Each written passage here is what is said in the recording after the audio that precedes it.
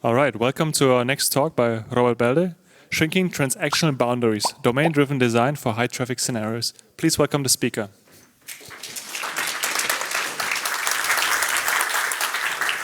All right, thank you. So I'd like to start with a question. Who of you likes to go to concerts or music festivals? At least I do. I see a lot of hands. So probably then you also notice the process of ticket buying, and especially if the concert is really popular, you're there when the ticket sale starts, and you're not alone. You're with thousands and thousands of people, and you're waiting in a queue, and you think by yourself, damn, can't they just add some extra service so I don't have to wait all afternoon to buy my tickets? And I asked actually the same question, and actually there's a lot more behind this than simply adding a few servers. So today I'll be talking about shrinking your transactional boundaries in domain-driven applications to serve high-traffic scenarios. So first of all, what actually is high traffic? And as all good consultants will say, well, it depends a bit. On the left, you have your portfolio website that maybe gets one visitor a day, and that's not really high traffic. On the other side of the scale, you have the FAANG companies like the Facebooks, Amazons of this world, and they serve so much traffic, we're not going to talk about that side of the scale. So we'll be looking at SaaS applications that have like complex business rules where a few requests a second on the same operation already might be quite a lot to scale. And we will look at business-to-consumer applications where the write side is not that hard to scale, but there's more to the read side to scale.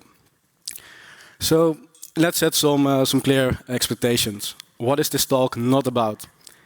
It's not about DevOps. I'm not capable of deploying a Kubernetes cluster to AWS or something, and it's not something we will be talking about.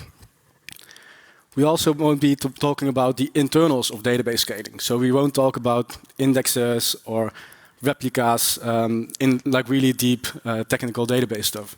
We will be talking about how to actually build your application so that you use your database in the optimal way. And we will definitely not go in the topic of language performance. That's a battle you can actually decide with a few beers, but it shouldn't really matter for our use case. So what actually is this talk about then?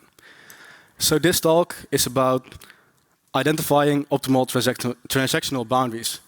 And what these are and how do you find those, we will see that in a bit. And if we have some time left and we're not too hungry for lunch, then we will be looking at the query side as well. But the most important thing is we will be doing this by actually looking at the domain. And that's why we are at the DDD conference. We will be looking at the domain, and in there we will find answers on how to scale actually our system. So if you look at an application, it roughly consists of 3 layers. So we have the application layer where requests come in. We have the domain layer where all the business logic happens, and this is where we really thrive as a DDD experts. And then there is this annoying thing we need to take care about, the persistence layer or the infrastructure layer. And if we talk about scaling these things, there's actually 2 different sides to that.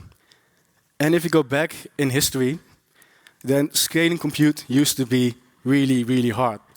You had to have like this server rack in your office, and you had this guy that needed to buy more servers and add them, configure them. And there was quite some work involved with that. Well, these days, it's a matter of just going to your AWS or Google or Azure account and just click a few buttons and you have an extra server. And we have this Kubernetes and we have even serverless stuff. So scaling compute is something a 12-year-old can do from his attic, and he doesn't really have to do much to actually add compute power to the system. So we see that the bottleneck actually comes when we need to scale our database. And this is where most applications will run into issues first. If your database isn't configured well, or if you actually fire the wrong queries to it, it will grind your application to a halt. And to better dive into this data side, we need to actually distinguish between 2 access patterns. First is when we handle commands. So we handle a command, we need to actually verify that our business logic adds up, and then we need to persist some state to disk. So either a mutation of state, or we need to write some events. Next to that, we have the query side, where we actually need to answer questions the user or other processes has about our data. So when we dive into scaling data, we actually arrive at the topic of transactional boundaries. And these things are really important to understand. If we can isolate transactional boundaries, we can actually scale without too much difficulties. So a transactional boundary encapsulates all data that you can mutate in an ACID transaction. So what is ACID? ACID stands for atomicity. So that means that the entire transaction either succeeds or fails, but you can't be in a state where you're half in between. It stands for consistency. The database must be consistent before and after each transaction. It stands for isolation, so the database should be able to handle multiple transactions at the same time. And it should be durable. The next morning, your data should still be in the database if you write it and the transaction actually succeeds. So if we look at traditional software development, we might have a database admin that says, okay, our database is the source of truth. And I want to model it in the third normal form. So we have the data only once in the database, and everything is really strictly constrained. But then you notice that actually your whole database can be the transactional boundary, because nothing prohibits developers from actually joining all tables together and making the transaction there. So why is this a problem? Well, let's look at some rows in our database. And we're going to do a transaction that spans multiple rows. And we join them together. We do our transaction. Everything is fine. No problem there. So we move on to the next transaction. Still not really a problem. We can join our tables. We can write our data. That's fine. But what happens if we want to execute both transactions in parallel? Then we see that the row in the middle, used for both transactions, actually prevents both transactions from parallel executions. So one transaction needs to wait for the other one. And this is where you start to notice performance issues. One transaction waiting for one other transaction isn't that much of a problem. But if you have thousands of transactions happening across all different data tables, then suddenly it becomes like a really, really big bottleneck. So we could say that that is the bottleneck of the database, but actually it's not the database that's the problem. It's the consistency you want to enforce that's the problem for scaling. Because, as we noticed, we can do only one concurrent operation per transaction. So we want to actually make these boundaries smaller. So we want to shrink these transactional boundaries so we can have less chance of collision when you do a transaction.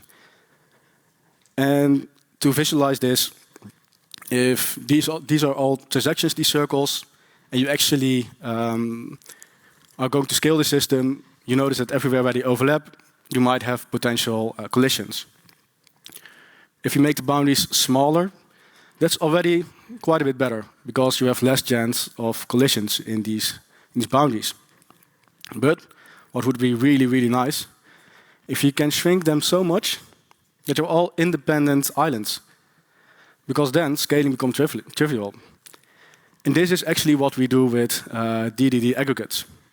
Since, as Martin Fowler, for example, puts it, aggregates are the basic element of transfer of data storage. You request to load or save whole aggregates, and transactions should not cross aggregate boundaries. So this means that if our aggregates are isolated, that it doesn't actually matter in which database we store them. Because they are isolated, we can store our orders in one database, and we can store our products in another one. And that's great. But it goes even further than that. we can actually sort our data between databases. So if we have one order, we can place it in database A, and a different one we can place in a different database.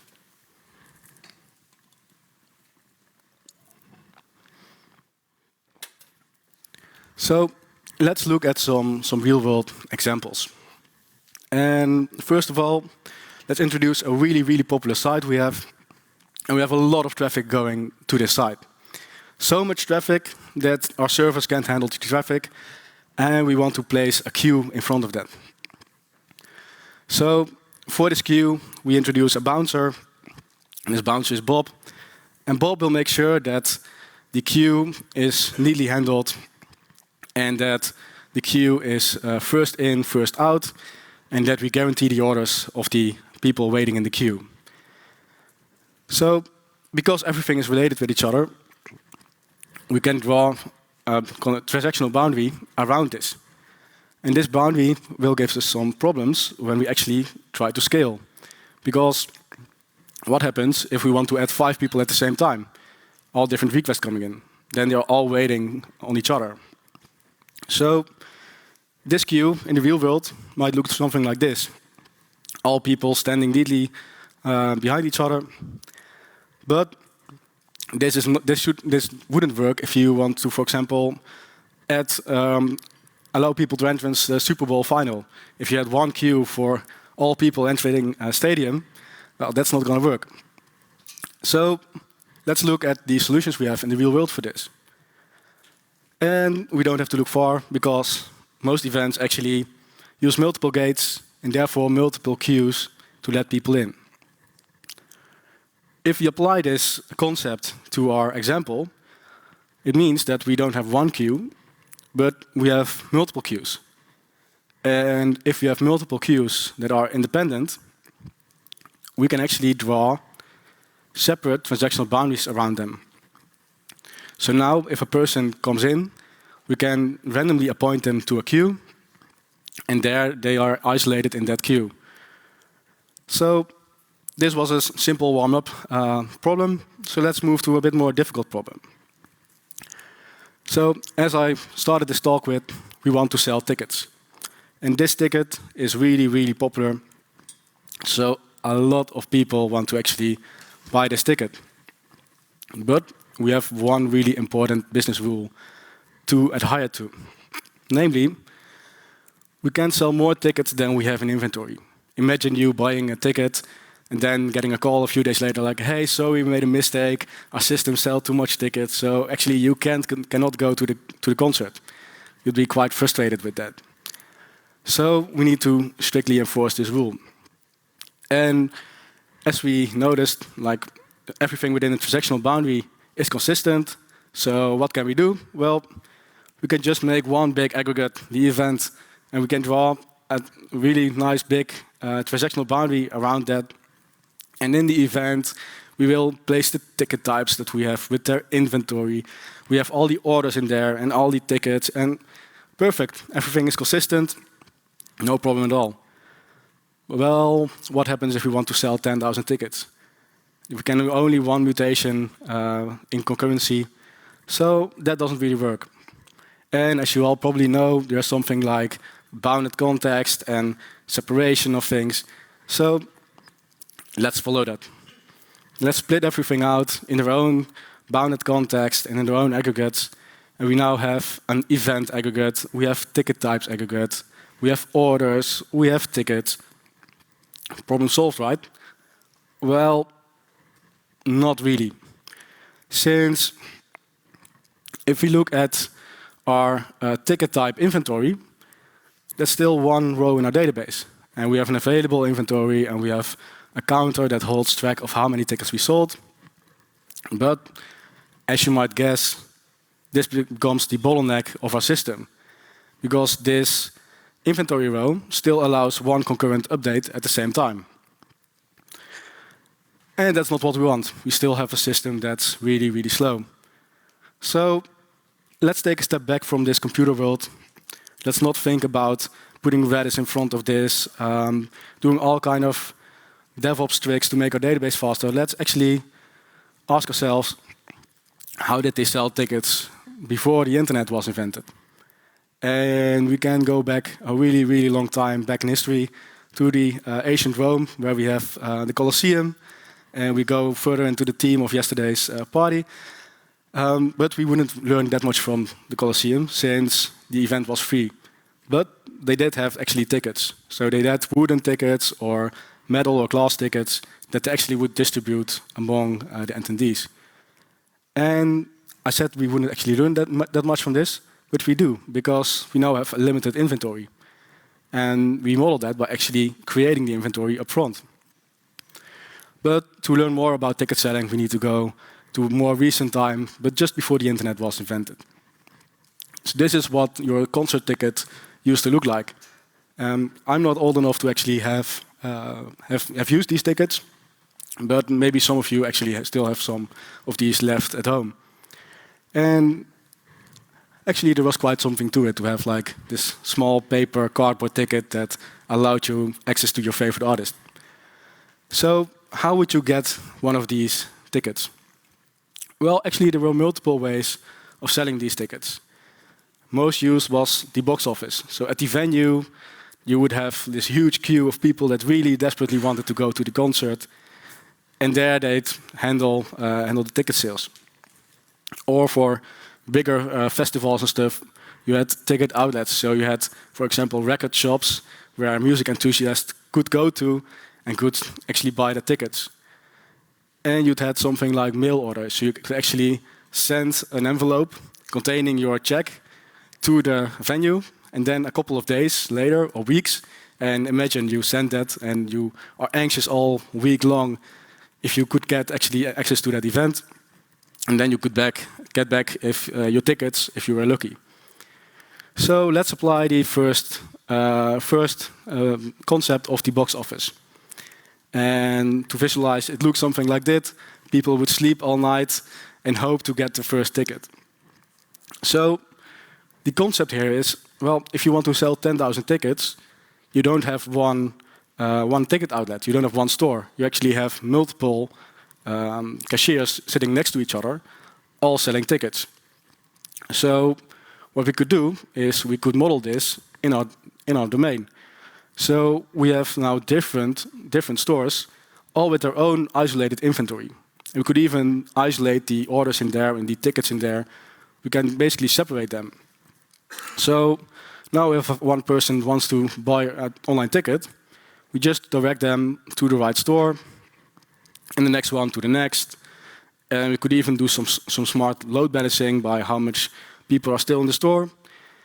And this could quite work, because basically we can add as many stores as we need. So if you want to sell 1 million tickets and we have 100,000 stores, then the amount of tickets each store has to sell is quite doable.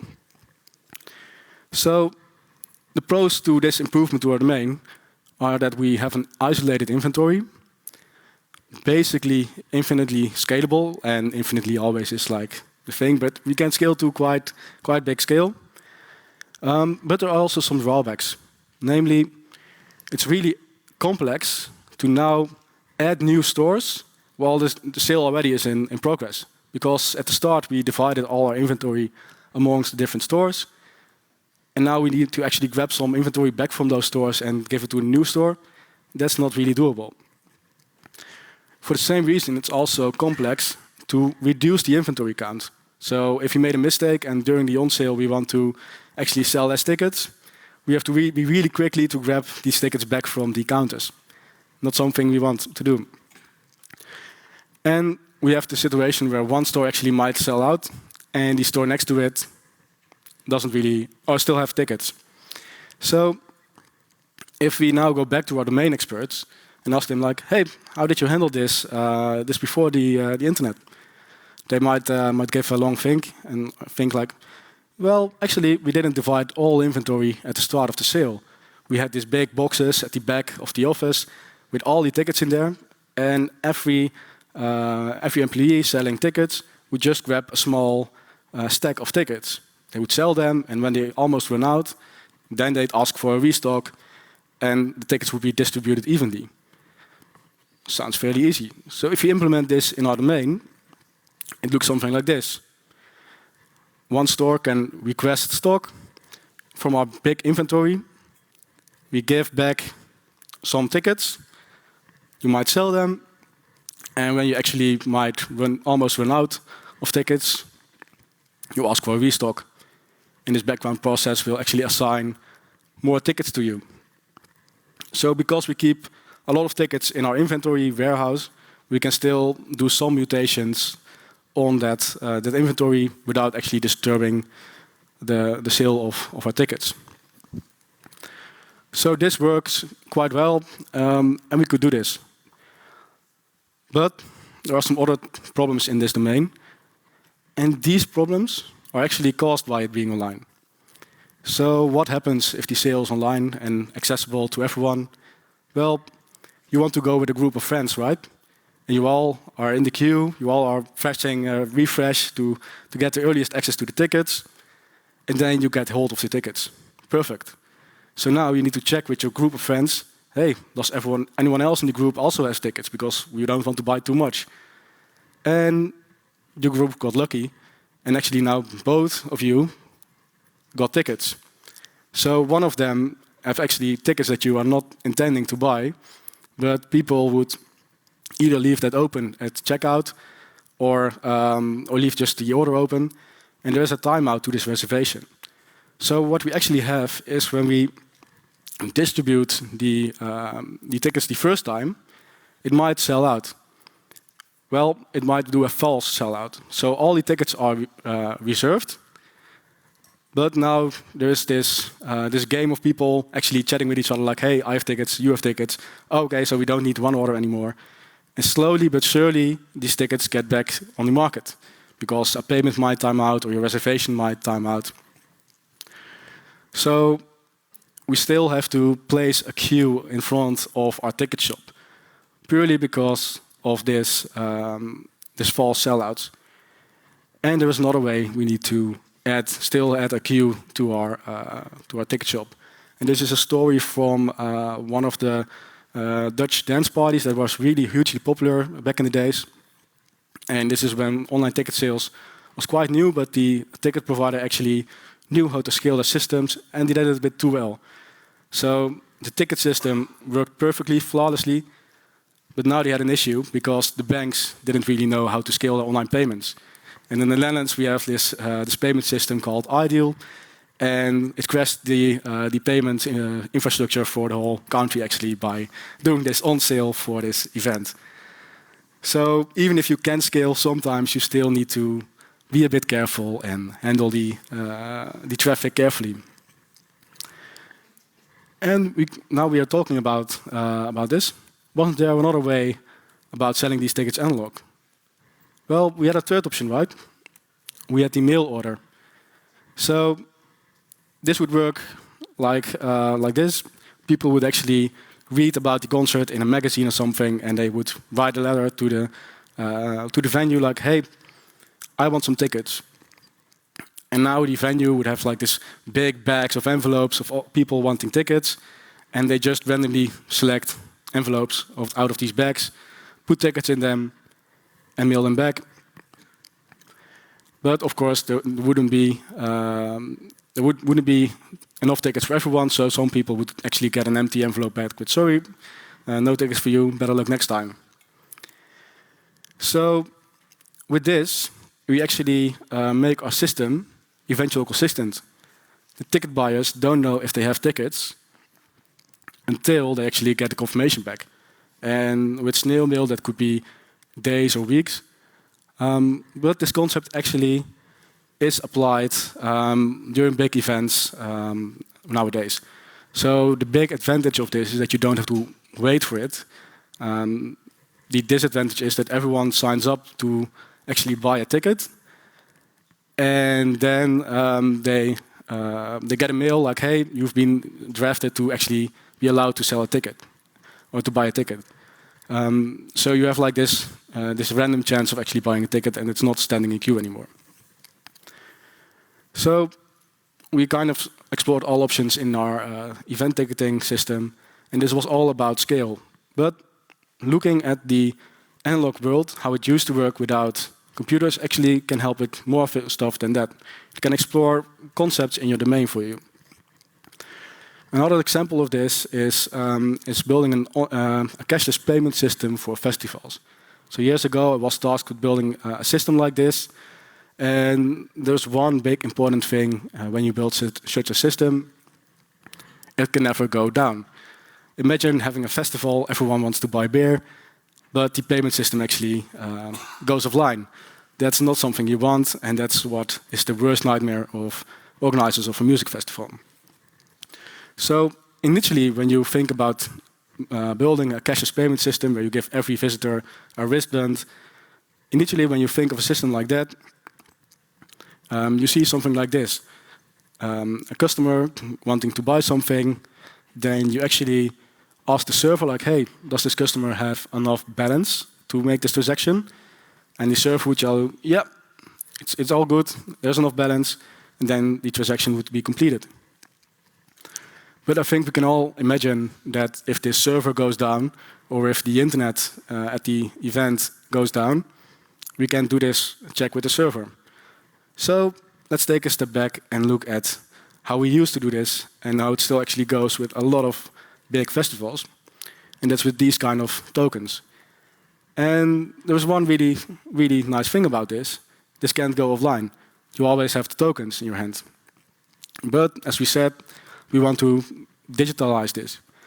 So the step here we need to take is, well, we can't have a central database.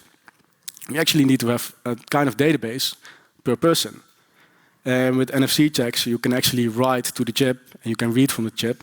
So if you can do that securely without the possibility for guests to actually modify the balance themselves, then you have like this distributed system where every person has its own wallet on his wrist, and you simply can read the balance from the wallet. You can write a new balance to it, and it doesn't matter if the internet goes offline. You still have the offline devices that just can scan a wristband, write a new balance to it, and it works perfectly. And then when you actually have internet, then you can send the updates to a server so that we have like reporting and stuff like that. But the nice thing is that our system is fully offline. So these were all fun examples of the festival world. But most of you probably don't work in the festival world, and we work in business. And we have all the tasks to actually automate business processes and think about those. So let's take a really simple domain. We have some kind of store, and we have a finance department, and we have a warehouse department. So we have nice bounded context and nice separation of concerns. And now we sold something in the store, and we want to charge the customer and then ship it to them. So we can say, okay, well, the store just calls up the finance department, hey, charge this customer. And they would say, perfect, done. And then the store might actually call up the inventory, hey man, ship this product out to this customer. And they're like, okay, fine. But that's not how a scalable system works, because you're still dependent on the other department being available, being able for them to pick up the phone. So they were quite smart when there weren't any computers, because if you go back to this picture, there's this one thing on the desk. It's an inbox and an outbox. So tasks for a department would actually pile up on someone's desk. One by one, they would process the request, and when it's finished, they place it in the outbox. And back then, it was quite easy to detect a consultant, because they had a third box on their desk saying it depends. So we have these inboxes and outboxes, and we actually had someone, or actually a whole department, whose responsibility it was to pick up those envelopes and tasks and bring them to the right department. And on these envelopes, there used to be a routing slip telling line by line, okay, for this order, it needs to go by this department, it needs to go to that department. And when something went wrong, it was really clear what steps were already completed and not, because you would cross your line if you completed something. So if you bring that concept to our online store, it's now quite easy. We have this process of fulfilling an order, and we have 2 steps in that. And first, our internal mail brings it to our finance department. Finance department would charge the customer. Then it would go back, and would go to the next step, to the warehouse. So basically, what we can learn from this is that message buses existed way long before software development, and basically it was called internal communication. So, summarizing this right side of data, it's important to isolate your transactional boundaries. Because if you have your transactional boundaries isolated, you can easily add databases and shard your data in between. Next to that, ask domain experts how the process would work without computers. And often there's quite insightful information about how people would actually solve problems if they didn't have the concept of a database or something. And if you actually ask your domain expert, like, no, really design a process that works with people and paper, there might be quite some hidden gems in there. Next to that, shard using concepts from the domain. So if your domain experts actually come with answers, probably there is some kind of natural way of sharding. So in our ticket example, we've seen splitting up the inventory. With banking, that might be bank accounts and fiscal years. And there are a lot of these natural concepts that were invented way before we digitalized these processes. So let's dive in the other side, because now we can write data, but we also need to read some data from our system. And scaling read consists of a few steps. So most systems have a really large query to command ratio. So where you'd see a couple of writes per second, you see thousands of reads per second. Especially for business to consumer systems, Facebook, Twitter, they have a lot of reads, and the amount of writes is overseeable. So when we look at scaling our read, we could say it's the query complexity and the required freshness of data. If we can serve stale data to our customers, it's not a problem to actually scale quite well. If our query is really complex, being there is a lot of data we need to filter through, or there is a lot of joins, then as well it becomes quite hard to scale. So sometimes you see that if you have a complex query, you need to sacrifice the freshness of data, or if you want to have fresh data, you need to make your query actually less complex. And if we're talking about complex queries, I think at least each system has this one complex query where you're looking at and think like, how does this thing work? And this actually brings me back to the time I worked for a marketplace platform where you had like adverts on the index page. And this was a beast of a query. It was like 100 lines long, at least. And we had this database guy that his sole job was to actually look at index patterns and how to optimize that query. And every time we got more traffic, we actually needed to vertically scale our database because it couldn't handle the complexity. So there's a way to solve this. And that is by actually looking back at, well, what is this index page? And in the computerless world, it's actually an advertisement. And the newspaper doesn't actually join a lot of data on the fly. You send them an advert, and they print it out and send it to thousands of people. So this is actually the concept of CQRS. Optimize your data for the read. So you have your right side of your system, where you check your business logic, and then after that, you can actually aggregate your data in different ways and duplicate it so that it's easier to query. So when working at that job platform or that marketplace, we actually introduced Elasticsearch, reformatted data in there so that it actually would be optimized for our read request. And that saved us around a couple thousand euros a month in server costs and made the job index faster as well. So having the data in the optimized form for reading is really key here. So when we're talking about NoSQL databases, often people associate them with those can really scale. And that's true because NoSQL databases wouldn't allow you actually to query a lot of complex stuff. They are really, really constrained in what you can query. And that forces you to identify the data access patterns when you design your database.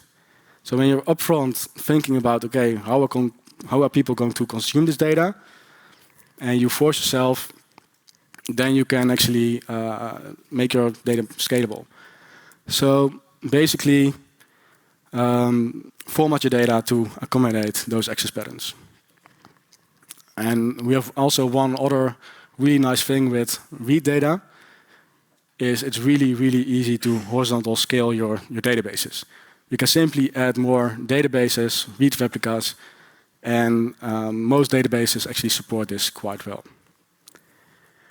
So, summarizing this section, optimize your data for reading. So introduce CQRS where you need it, and really format your data so people can read it easily. Use the right database for the query. So with this, you can look back at the example of introducing Elasticsearch in a query where you need to filter on a lot of different things like distance and stuff like that. Or you could think about introducing a graph database when you're building a social network, or you need to really query relationship between stuff. And there was quite a lot of different types of database. So don't always go for MySQL because you know that. Look around about what database is actually right for the query you want to execute. And next to that, scale horizontally when you can. Just add databases where it makes sense. That really is easy to scale your read side. So with that, I'm actually finishing a bit early, so I think everyone is still already hungry for lunch. So I want to thank you for your attention, and have a nice rest of your day.